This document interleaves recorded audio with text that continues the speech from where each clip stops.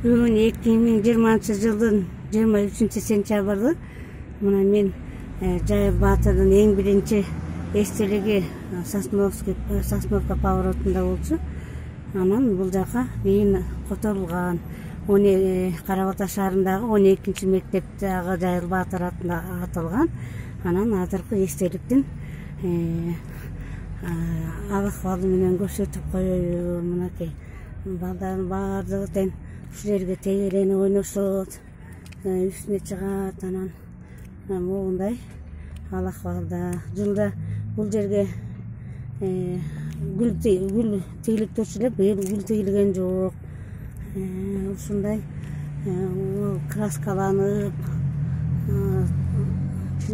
анча мынча ремонт керек болуп жатат ушул жерге.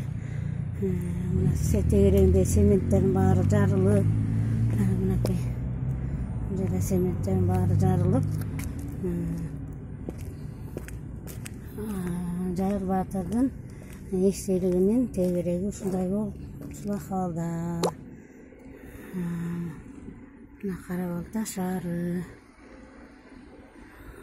мэриянын жанында 12-чи мектеп. Мынакей